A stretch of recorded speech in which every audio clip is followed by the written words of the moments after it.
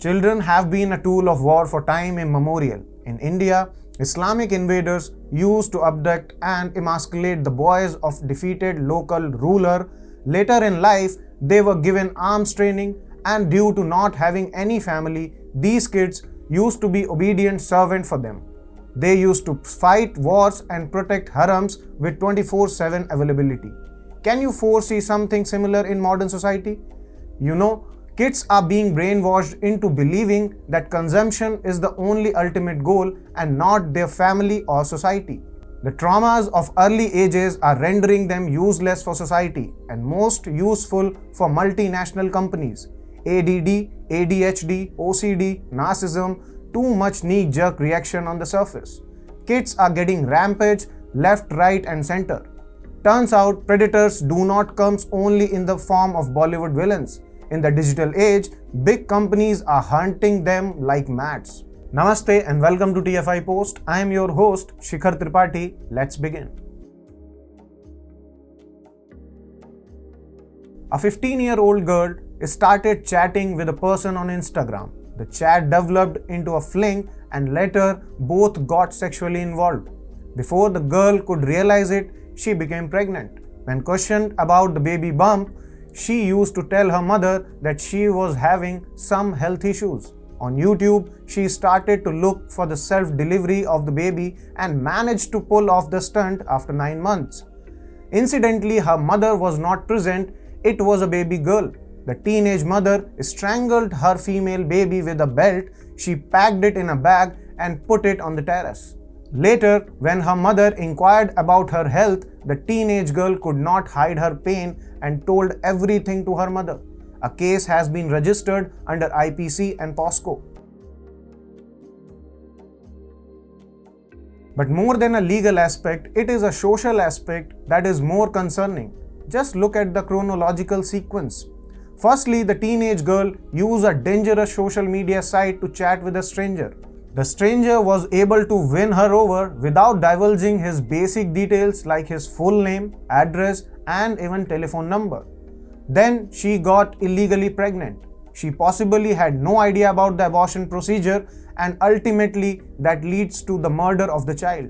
Each and every step culminating in the loss of innocent life is illegal, immoral, and reprehensible. The question is, how did it get here? How on earth did a 9th grade girl belonging to the generation that could find tough to concentrate be able to execute it and no one could sniff it? What were her parents doing? What about the school? Lastly, where is the society? The answer to all this lies in the fact that today's children are no longer children of the society. Instead, these children are being used for nefarious purposes by the evilest bunch in the world. We may sound bad, but let's talk about what business advantages these people see in getting children to follow their agenda. Firstly, children are gullible.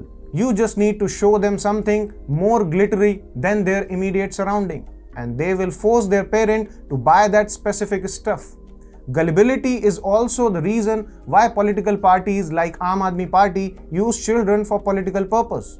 It is known that when the party is attacked by a rival party, they will declare it an attack on children. This is the main reason why you see relatively young kids like Malala Yousafzai, Greta Thunberg and Lysipriya Kangujam being used for activism. In their primitive year, they are filled with compassion for the world. It is easy to use them to score big brownie points. You can't attack these kids back.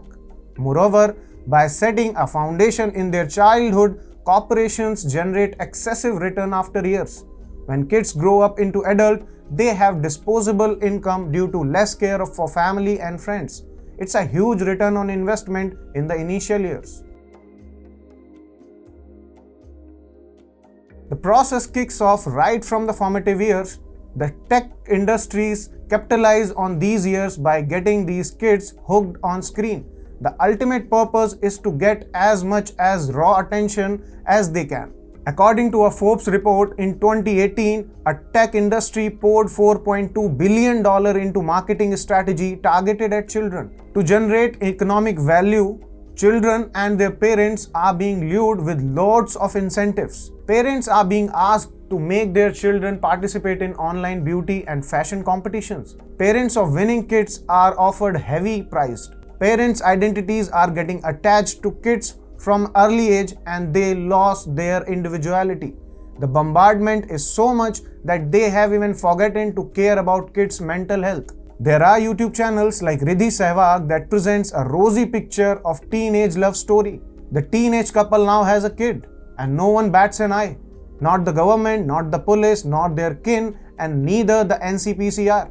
It is as if their married life exists for the sake of making money. The couple has gone from rags to riches on YouTube money, and this couple is not the only one in town. It is nothing other than a child labor. These kids generates revenue for the company, and in return, companies shared a fixed percentage of ad revenue. The biggest advantage is that there is almost an unlimited supply of labor. In a case of one country's demographic goes down, others spikes, and cycle goes on and on. Greta Thunberg is a classic example of child labor in these companies.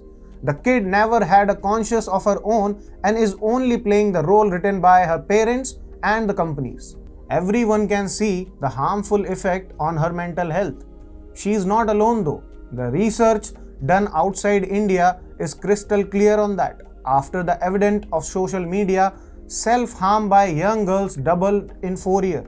42% of kids with financial problem reported that they started to feel it only on Instagram. For 41% of kids, the same platform instigate feeling of not being attractive. 10% said their depression started on Instagram. 9% said their desire to self-harm started there. And 6% said their desire to kill themselves started there. Add to the diminishing clot of this existing social structure, kids do not have the support they so desperately require to grow. In the pre-internet era, there were multiple levels of social security available to them. Family, immediate neighbors, friends, school, and non-judicial local bodies. 7 layers of protection and services used to be there for the kids. Few of them, like neighbors or immediate neighbors, have evaporated, while others, like school and families, are not that close to kids.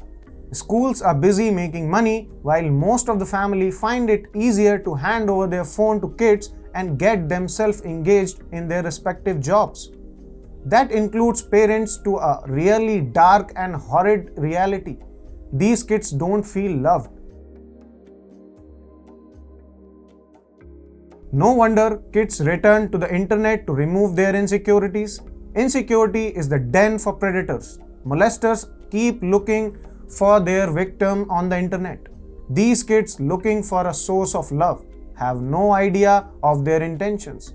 What happens is that these predators slip in to fill the vacant space. Sometimes they become guides, sometimes friends, and sometimes they pose as a gyani. But ultimately, they just want to nab their target. These kids who did not get any proper education to protect themselves become easy prey for these predators. No one tells them how to talk to strangers, what their techniques are, or what kind of emotional manipulation they use. It is just that the burden is on the young mind to figure all that out.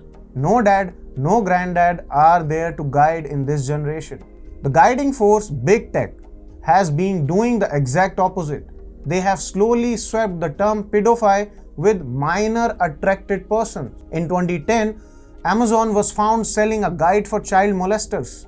It even went on to defend this grotesque act. Its encrypted chat application is filled with such materials. Then there is Jack Dorsey Twitter. In 2019, the company changed its policy to allow discussion on these topics. It unleashes the demon on site. And they had the gall to do it, despite the fact that 49% of the child abuse material found on internet between 2017 and 2019 originated on Twitter. Ultimately, society is losing kids. It is losing its future. It is losing the structure that binds society together. If kids are not secure, the future will be chaotic, and that's why it is the time for society to pitch in. A cumulative effort is the need of the hour. Parents will have to join for digital detoxification. Peer pressure is a big thing with kids.